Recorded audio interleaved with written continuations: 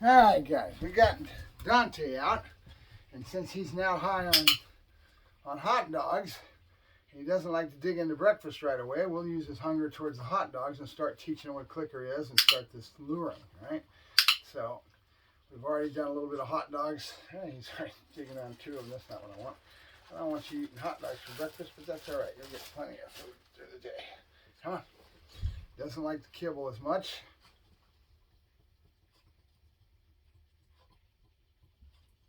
Just trying to wait him out so I can get a sit. He doesn't know what he's doing. I'm helping him out by pushing back. And what we're doing now is just introducing him to the clicker. This is the first day he's had clicker that doesn't mean anything to him now. It's going to take time to pair it, right?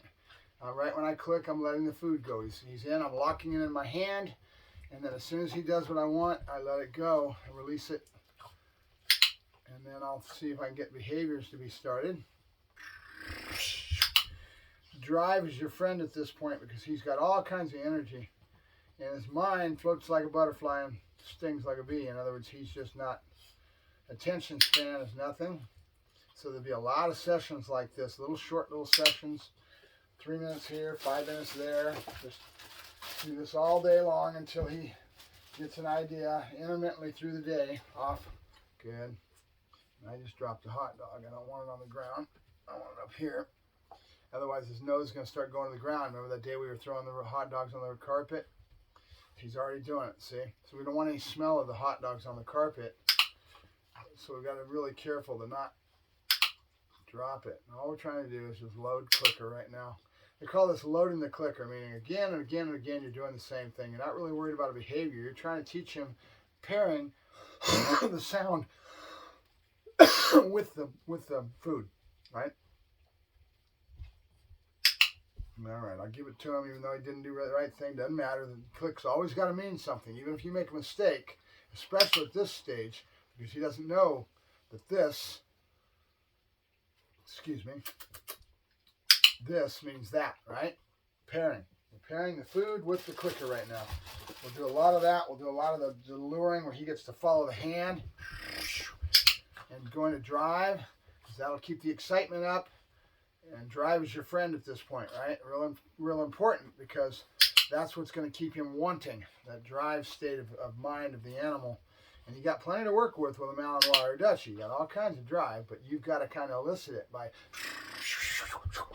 good boy, good, okay? So you do that, and then his brain will stay more active towards what you're after.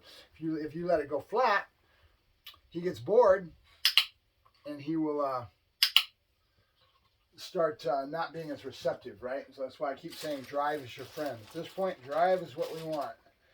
And you got to try to keep it going. Hi, Bubba's. Huh? Yeah, come on. Now, I put a lot in there, but I've got the ability to kind of let it go one at a time because I've been doing this for a while. My failing is when I get a big wad like that, it starts getting dropped. We don't want to drop it. All I'm trying to do is create a pool of scent, right? Because I've got so much in my hand, it's really a heavy amount of scent going to him, right? So, now we just blew it. Come on. Now he saw the hot dog. Now he's going to do this for a while. Back into drive. Ask for a sit. And after a while, he'll start sitting with just the cue of me saying, doing this with my hand, right? Right now, I started it by pushing him back into it. There it is. And now I'm doing it again. There's pressure. He's pushing in with his nose. We want that. It's good. It shows that the dog wants the food, right? You know, we did the click and then right away release.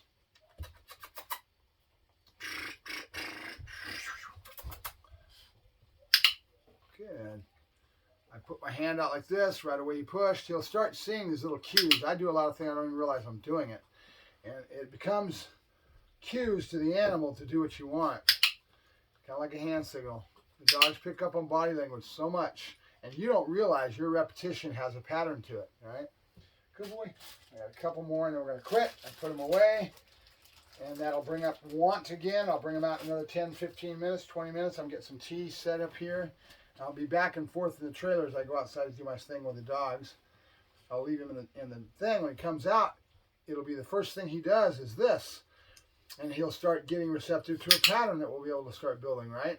Into the kennel. Oh, I want out. I want out. Where is he? He's going to cry. He's going to go crazy.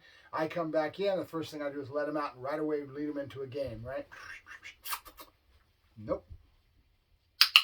He sat. His nose is not where I want to, but that's all right. All I'm trying to do now is a lot of this. There'll be a lot of clicking and treating, pairing the food with the sound of that clicker until we get classical conditioning setting in. All right, Mark Ferrasci, Protect Dog Training, signing off.